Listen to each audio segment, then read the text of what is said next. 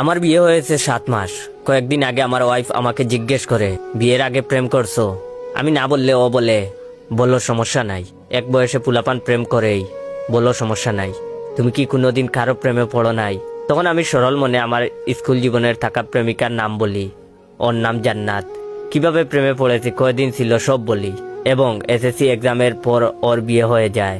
ওই দিন রাত থেকেই শুরু হয় আমার উপর কথা শোনানো। ও রাতে ঘুম ভেঙে দেখে আমি মুভি দেখতেছি। তারপর ও বলল, জান্নাতের সাথে কথা বলো।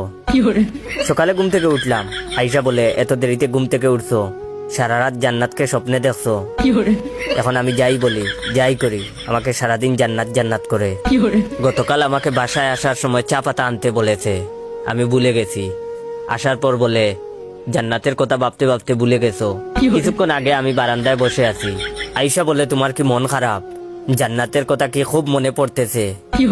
এর কিছুক্ষণ পর আমি কিচেনে গিয়ে তাকে পিছন থেকে জড়িয়ে ধরলাম। উদ্দেশ্য ছিল বলবো, আর এভাবে ছুটা দিও না, কিন্তু জড়িয়ে ধরতেই ও বলে, এত হ্যাপি কেন?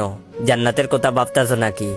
ওই দিন আমি এসব না বলার জন্য তাকে খুশি করতে তার পছন্দের একটা mobile iPhone 14 pro max gift করি। গিফট পেয়ে খুশি হয়েছে ঠিকই, কিন্তু বলেছে, কিসের খুশিতে গিফট করছো? আজকে জান্নাতের বার্থডে নাকি? ইভেন জান্নাত নাম নিয়ে একটা গানও বানিয়ে ফেলেছে।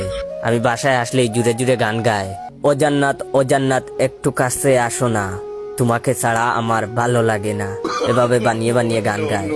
তাই বলি কি ভাই, বিয়ের পর বউরে কোনো অতীতের কথা বলবা না, নইলে আপনার অবস্থা আমার মতো হবে।